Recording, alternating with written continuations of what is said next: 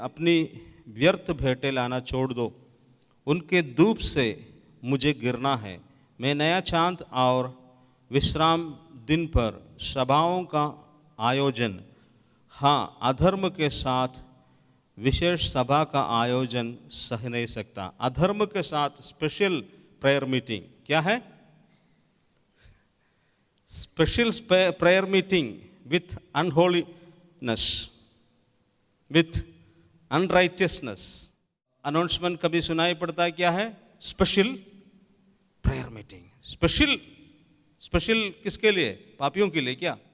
प्रभु ने कहा तो उस स्पेशल प्रेयर मीटिंग, स्पेशल प्रार्थनाओं में सावधानी से हम आयोजन करें और उसमें भाग लें, क्योंकि ऐसा आपका स्पेशल एक्टिविटी से ज़्यादा अट्रैक्टेड नहीं है परमेश्वर।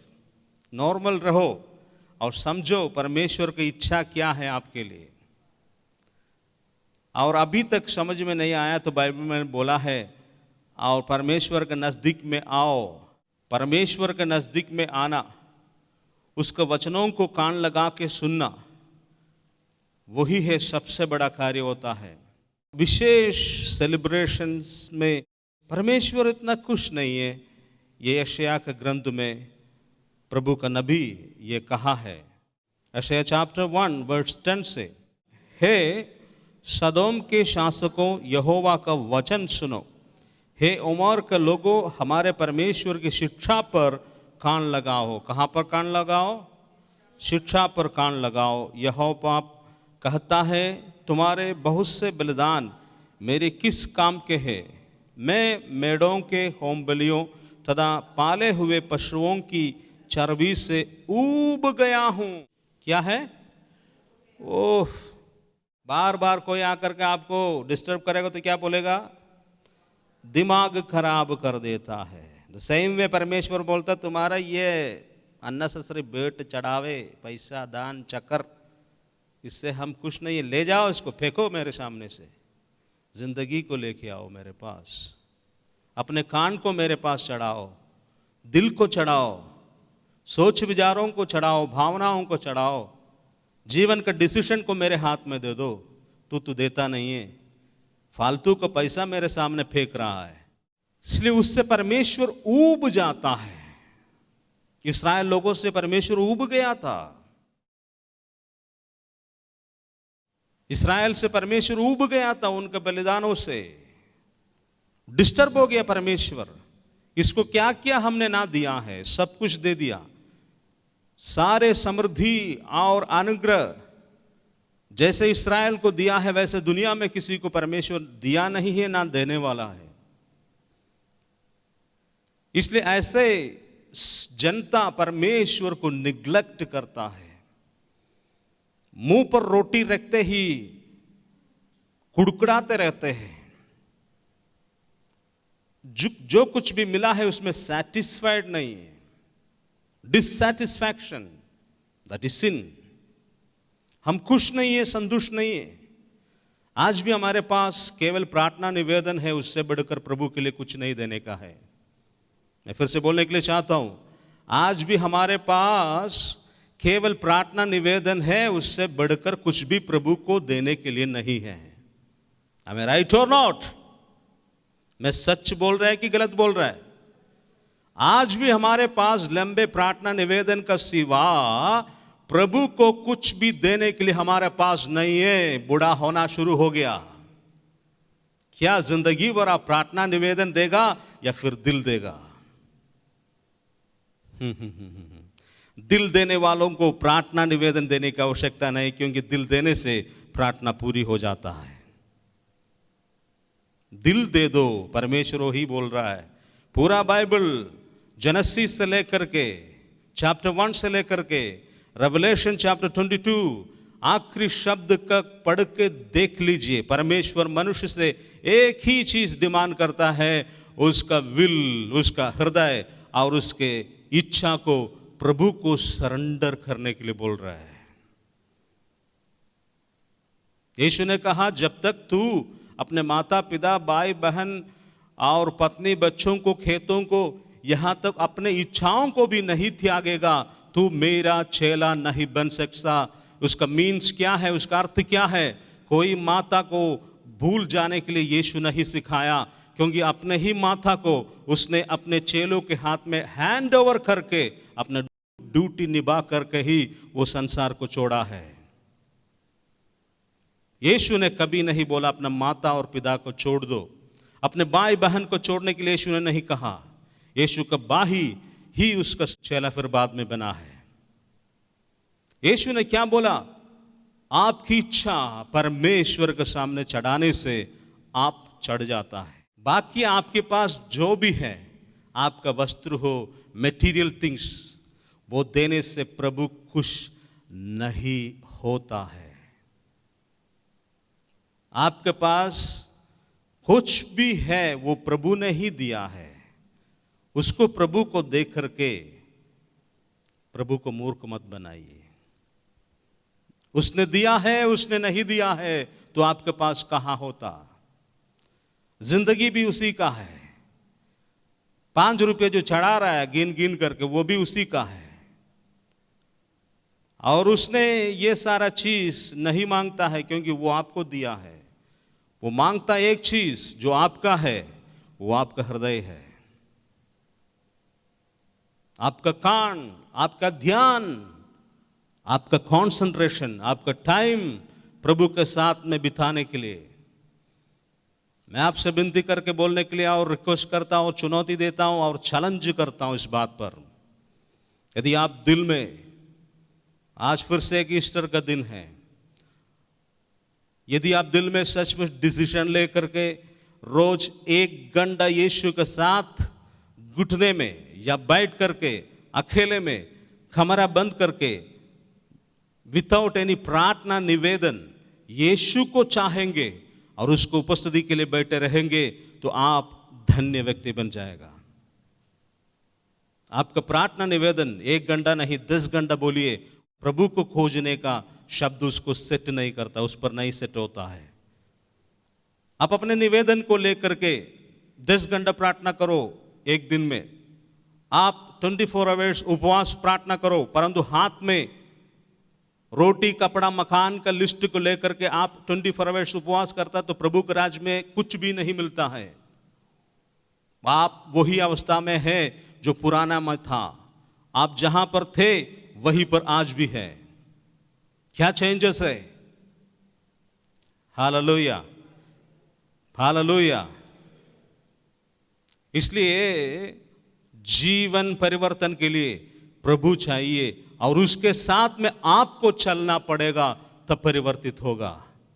वो तो आपके साथ में चलने के लिए उतर के आया ही है, वो आपके बगल में है, आपसे दूर नहीं है। यदि आप चलेंगे उसके साथ, तब आपका जिंदगी बदलेगा। ऐसा कहावत सुना हुआ ना, अच्छा दोस्त के साथ में चलेगा तो अच्छा हाल आचरण मिलेगा। अच्छा दोस्त, अच्छा मित्र के साथ में हम चलेंगे तो हम अच्छे हो जाएंगे। द सेम वे आपका बेस्ट फ्रेंड यीशु मसीह है। He is your friend, he is the only and only one friend. यदि आप उसके साथ में चलेंगे, हमेशा गवाही इसी पर होता है, प्रभु मेरे साथ है। कब ये गवाही बदलेगा? आप बोलना शुरू करेगा, मैं प्रभु के साथ में हूं, उस दिन जिंदगी बदलेगा। आप ये गवाही मत दीजिए प्रभु मेरे साथ है। मैं आपसे चुनौती के साथ में पूछने के लिए चाहता हूं, प्रभु जरूर आपके साथ है, इसलिए आज भी आप मरा नहीं है, जिंदा है। परंतु मैं आपसे पूछ रहा हूं, क्या आप प्रभु के साथ है कि नहीं? तब जीवन बदलता है। यीशु ने कहा जॉन चैप्टर 15 में, जो मुझ पर और मैं उस पर जो रहता है, उसके विषय में पौलुस ने कहा, मैं मसीह में जीवित हूं और मसीह मुझ में और मैं मसीह में। हालेलुया। दुनिया के विषय में सोचने वाले लोगों के जीवन के लिए ये मुसीबत का वचन है, ये मुसीबत का वचन है। उसके पास नौकरी चौकरी, जिंदगी का दुख और निराशा, जिंदगी के लिए जो समय जो काट कर कट के कब्रिस्तान के लिए तैयारियों को करता है, उसके लिए असंभव है यीशु के लिए जीना। Hallelujah, praise the Lord. Prime minister भी परमेश्वर का सेवा कर सकता है। दानियल ने किया है, शद्रक मेशक अबेदनगो में किया है। कितने बड़े बड़े बड़े ऑफिशियल्स बाइबल के अंदर अपने काम पूरा करते हुए परमेश्वर को पीछा किया है। 7 घंटे का ड्यूटी करने वाले आप लोगों के पास समय नहीं है प्रभु को देने के लिए। यशायाह का ग्रंथ अध्याय 1 और उसका 10 में से हम लोग फिर से पढ़ने के लिए जा रहा है। हे सोदोम के शासकों, यहोवा का वचन सुनो। अमोरा के लोगों, हमारे परमेश्वर की शिक्षा पर कान लगाओ। यहोवा कहता है, तुम्हारे बहुत से बलिदान मेरे किस काम के हैं? मैं मेढ़ों के होम बलियों तथा पाले हुए पशुओं की चर्बी से अधा गया हूँ।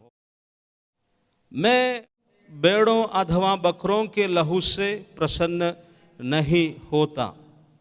तुमसे किसने कहा कि तुम मुझसे भेंट करने के लिए आकर मेरे आंगनों को रौंदो? अब से अपनी व्यर्थ भेंट लाना छोड़ दो। इधर ध्यान दीजिएगा, क्या यहां लिखा है? व्यर्थ भेंट। प्रभु ने भेंट के विषय में सिखाया, व्यर्थ भेंट। जो परमेश्वर को आत्मा और सच्चाई से आराधना नहीं करता है, व्यर्थ है।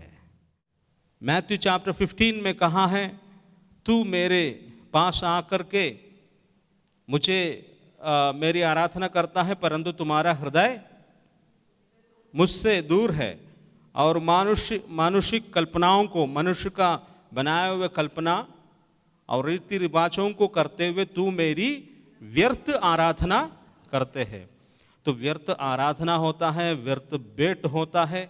पाप से मन नहीं फिराया है, उसका गीत व्यर्थ है, उसका आराधना व्यर्थ है, इसलिए उसका भेंट भी व्यर्थ है। अब से अपने व्यर्थ बेटे लाना छोड़ दो, उनके धूप से मुझे गिरना है। गिरना, बाप रे। मैं नए चांद और विश्राम दिन पर सभाओं का आयोजन, आहा, वही वहां पर लिखा हुआ था, सभाओं का आयोजन, हाँ, अधर्म के साथ विशेष सभा का आयोजन सही नहीं सकता। Special prayer meeting.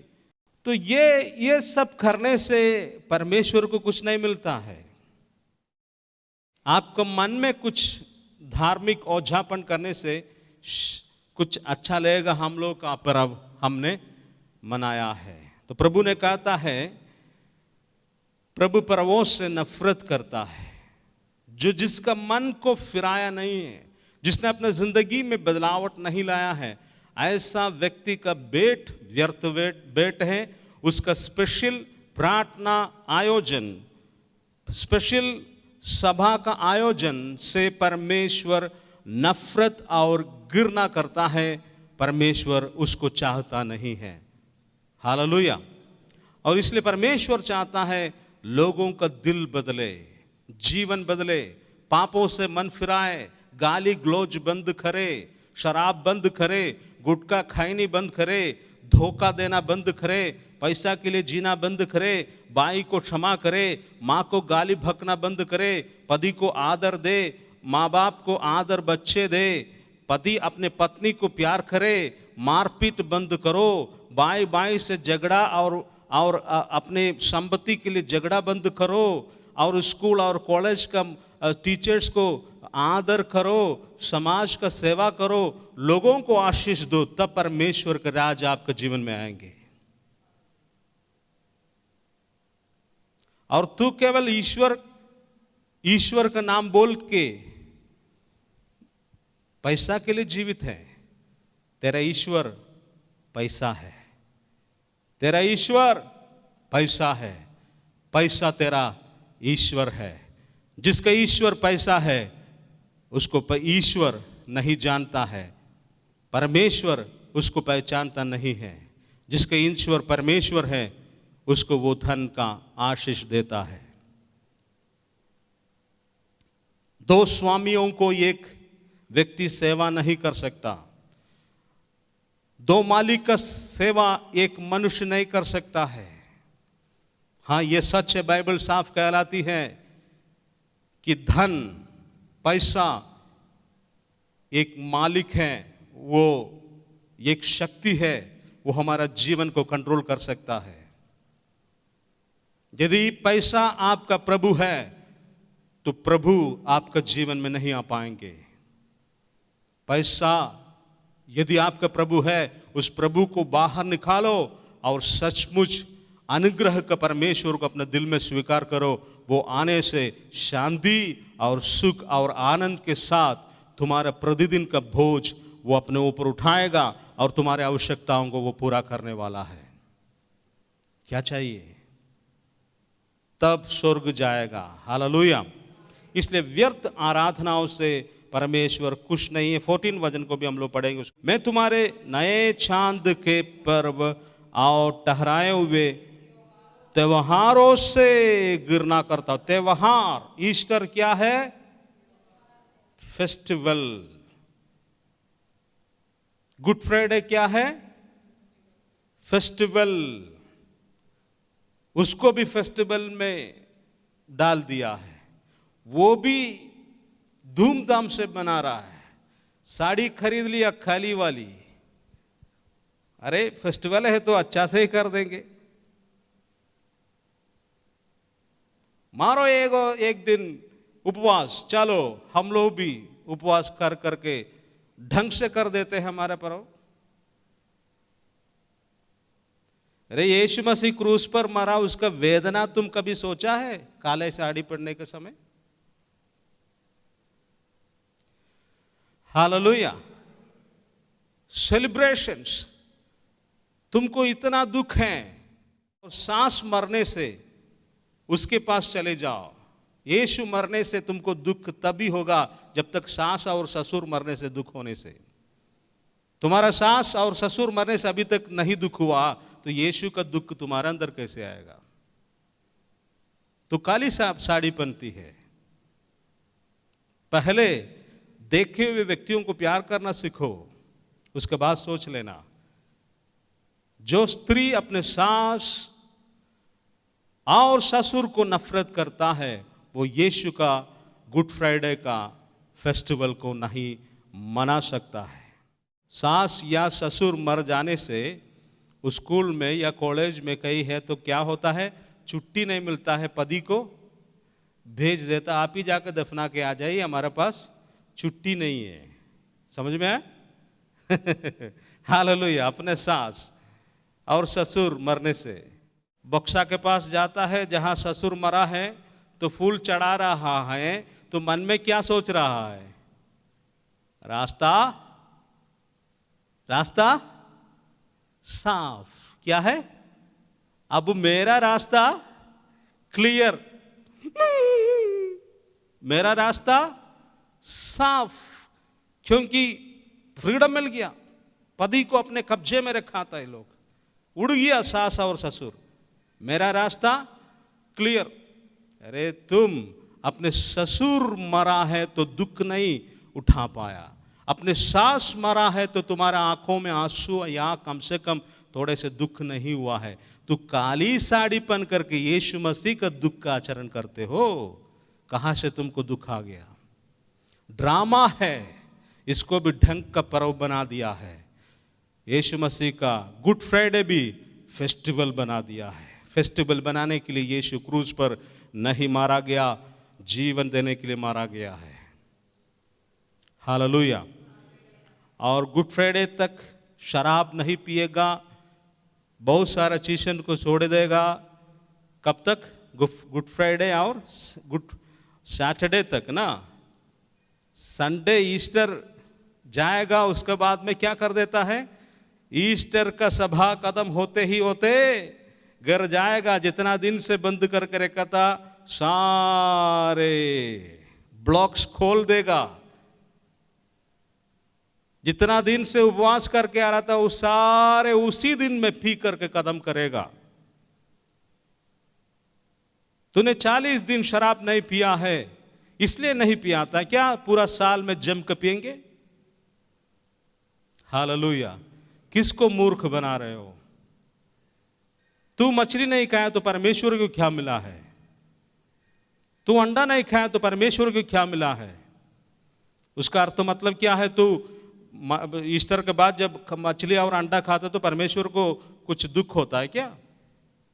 इससे कुछ नहीं होता है। ये सब नाटक है और अंधविश्वास है।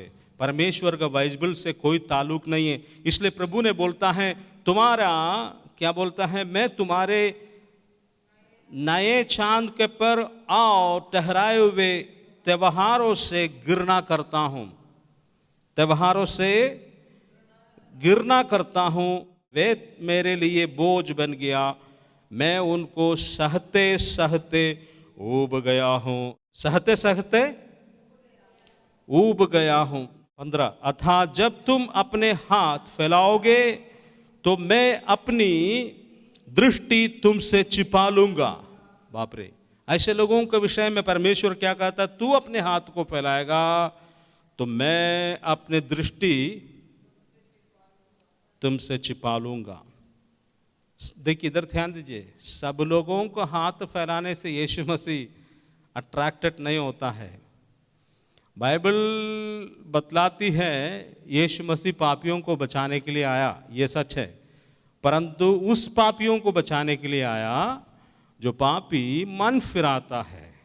आज भी जो पापी आज भी पाप करते ही जा रहा है, उस पापी का प्रार्थना परमेश्वर कदापि नहीं सुनेगा। फिर से मैं बोलूंगा, आज भी बारंबार पाप करते जा रहा है, अपने पापों से नहीं मन फिराया, उस व्यक्ति का प्रार्थना परमेश्वर नहीं सुनेगा। अब वो व्यक्ति का प्रार्थना भी सुनेगा। कब सुनेगा? जिस दिन वो अपने उस दिन तक किए हुए पापों से मन फिराएगा, पश्चाताप करेगा और प्रभु से रोएगा और प्रार्थना करेगा, तब उसका भी सुनेगा। उसका मतलब यह नहीं कि स्वर्ग का राज पापियों का सभा है। पवित्र लोगों के लिए स्वर्ग का राज होता है। जो पापी अपने पापों से मन फिराता है उसी को यीशु स्वीकार करेंगे। यह नहीं कि यीशु पापियों को लेकर के ऊपर चले जाएगा। इसलिए पाप के प्रायश्चित पश्चातापी प्रार्थना के बड़ा कोई प्रार्थना परमेश्वर के सामने सुपर प्रार्थना नहीं है। मैं आपसे बोलने के लिए चाहता हूं, सबसे सुपर प्रार्थना कौन सा है? आप पूछेंगे सुपर प्रार्थना कौन सा है बाइबल का? सबसे टॉप प्रार्थना पश्चाताप का प्रार्थना। जो पापी अपने पापों से पश्चाताप करके प्रभु से जो प्रार्थना करेगा वही है परमेश्वर का पवित्र ग्रंथ का सुपर प्रेयर। और ये प्रार्थना नहीं करते हुए रोटी कपड़ा मकान, हमने दशमांश दे दिया, हमको दे दो। तुम्हारा दशमांश का ताकत एक दिन खत्म हो जाएगा, फिर कंगाल बनना शुरू करेगा। क्योंकि एक देता तो प्रभु कम से कम 2 तो दे ही देता है। एक बार दिया है 1 रुपया तो 2 रुपया दे दिया, फिर उससे ज़्यादा एक्सपेक्टेशन नहीं करना, मिलेगा नहीं है। फिर प्रभु बोलेगा मन फिराओ, अब हो गया, तुमने जो दिया ना उसको हमने वापस कर दिया, अब तुम्हारे मन फिराने का समय आ गया। समझ में आया? हालेलुया। और ये नहीं सोचने कि हम देते रहेंगे हमको मिलते रहेगा। इधर परमेश्वर ने क्या कहता है 15 क्या था, जब तुम अपने हाथ फैलाओगे तो मैं अपनी दृष्टि तुमसे छिपा लूंगा। हाँ, चाहे तुम कितनी भी प्रार्थना करो, क्यों ना करो, मैं नहीं सुनूंगा। उपवास प्रार्थना कई लोगों का बहुत बड़ा बड़का प्रार्थना समझता है। क्या बड़का क्या है? उपवास प्रार्थना। हाँ, हम लोग उपवास में, हम लोग बड़का है, तुम्हारा छुटका है, हम अभी हिला देंगे। अपना 22 से गले लगाओ जा करके, मां को गाली गलौज करना बंद करो, नफरत और गुस्सा से बाहर आ जाओ, वही है सही उपवास। प्रभु ने कहा यशायाह चैप्टर 54 में, ये सब तुम करोगे तो वो सच्चा उपवास होता है। हालेलुया। ईश्वर से आशीषों को पाने के लिए तुम्हारा उपवास कोई काम नहीं देगा। तुम्हारा दिल की पश्चाताप आशीष को तुम्हारे पास लेके आएगा। तूने जो किए हुए पापों से जिस दिन पश्चाताप करोगे, अपने हाथों से, अपने दिलों से, सोच विचारों से, भावनाओं से, अंतःकरण में, क्रिया कार्य से द्वारा तूने जो पाप किया है, उस दिन उन पापों से जिस दिन तुम मन फिराओगे और रोगे और पछताओगे, उस दिन परमेश्वर तुम्हारे घर रूपी भवन में निवास करने के लिए आएगा, तुमको आशीष करेगा। डेफिनेटली 100 फोल्ड्स ब्लेसिंग्स, 100% अनुग्रह से परमेश्वर तुमको भर देगा। और उसका प्रॉमिस, जब तू यीशु को अपने हृदय में स्वीकार करोगे तो तू और तेरा घराना उद्धार को पाएगा। Hallelujah, hallelujah. बपतिस्मा लेने से उद्धार, तेरा घराना उद्धार नहीं पाएगा। यीशु को स्वीकार करने से, यीशु को स्वीकार करने से, बपतिस्मा लेने से घराना उद्धार नहीं पाएगा। बाइबल में नहीं लिखा है, कभी नहीं लिखा है तू बपतिस्मा ले लो यीशु मसीह के नाम में तेरा घराना उद्धार कर पाएगा, ऐसा लिखा नहीं है। बाइबल में लिखा हुआ है तो यीशु मसीह पर विश्वास करोगे तो तू और तेरा घराना उद्धार पाएगा। हालेलुया। फिर से हम लोग 15 को एक बार और पढ़ेंगे। अर्थात जब तुम अपने हाथ फैलाओगे तो मैं अपनी दृष्टि तुमसे छिपा लूंगा। हाँ, चाहे तुम कितनी भी प्रार्थना क्यों ना करो, मैं नहीं सुनूंगा। तुम्हारे हाथ खून से सने हैं। What is this? क्या है खून से सने हैं? बाइबल का अर्थ क्या है समझ लेना बहुत जरूरी है। खून से मीन्स अनहोलीनेस, अनराइटियसनेस, अन्याय, भ्रष्टाचार, अधर्म, दोष, अधार्मिकता के लिए आप सिग्नेचर करना, एक अक्षर भी लिखना, तब भी खून है। बाइबल के अनुसार तुम्हारा हाथ में खून है, उसको साफ करो, तब हम आशीष करेंगे। ये बाइबल का परमेश्वर नहीं कहा था। खून मीन्स वो अर्थ यहां नहीं है कि किसी को जाकर के चाकू से मारो और खून करो। खून का अर्थ यहां वो है अधार्मिकता, भ्रष्टाचार, जो अपने हाथों से करता है। ऑफिस में लिखता है क्या? बैंक में लिखता है क्या? स्कूल में लिखता है क्या? रेलवे स्टेशन में लिखता है क्या उल्टा सीधा? रिजर्वेशन के टाइम में, कागजों को भरने के समय, सरकारी कागज, व्यक्तिगत परिचय के लिए, नौकरी के लिए, एग्जामिनेशन के लिए, उसमें यदि एक स्पेलिंग भी आप धार्मिकता के छोड़ करके किया है तो तुम्हारे हाथ खून से सना हुआ है। उसका लेखा परमेश्वर के सामने देना पड़ेगा।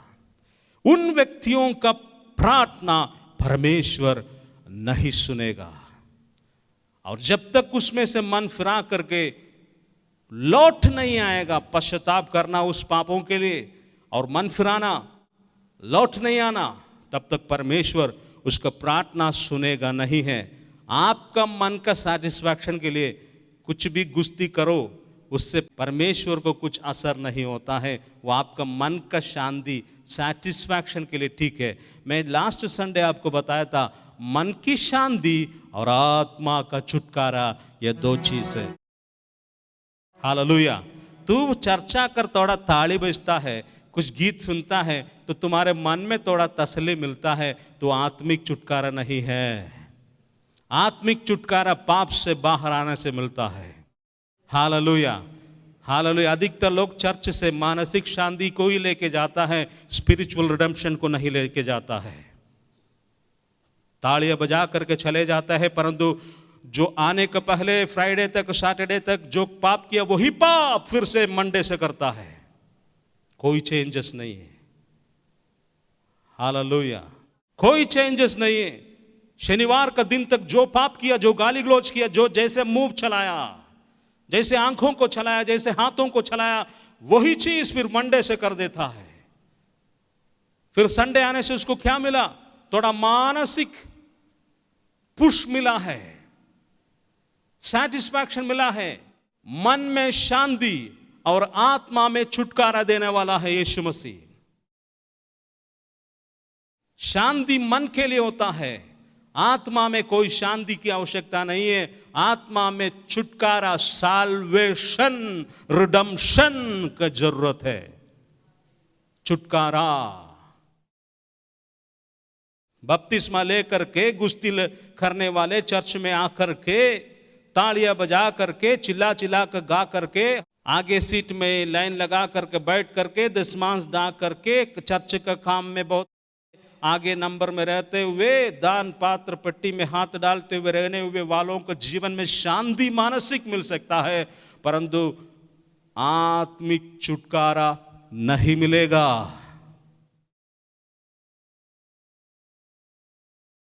पाप से बाहर निकलने से स्पिरिट साल्वेशन में चले जाते हैं। हालेलुया। इसलिए तुम्हारे हाथों में खून है, उसको साफ करो। व्यर्थ प्रार्थना करने से फायदा नहीं है। अननेसेसरी, एक जगह ऐसा का चैप्टर में भी ही बोला है, तुम क्यों व्यर्थ, अन्न ही नहीं है उस वस्तु के लिए क्यों पैसा खर्चा करता? अन्न नहीं है, वो भूख नहीं मिटा सकता है। और वहां लिखा हुआ है ऐसे काम के लिए तू प्रयत्न मत करो, उससे तुमको सैटिस्फैक्शन नहीं है। वही चीज यहां बोल रहे हैं कि व्यर्थ प्रार्थना मत करो, हाथों का लहू को शुद्ध करो। मैंने अच्छा चीज बताया है, यदि आपको समझ में आ रहा है तो कीजिए, प्रभु आशीष देगा। यही संदेश फिर से हम आपको और दुनिया को सामने रखूंगा। जिसको उद्धार की आवश्यकता है सचमुच वो उद्धार पाएंगे। God bless you.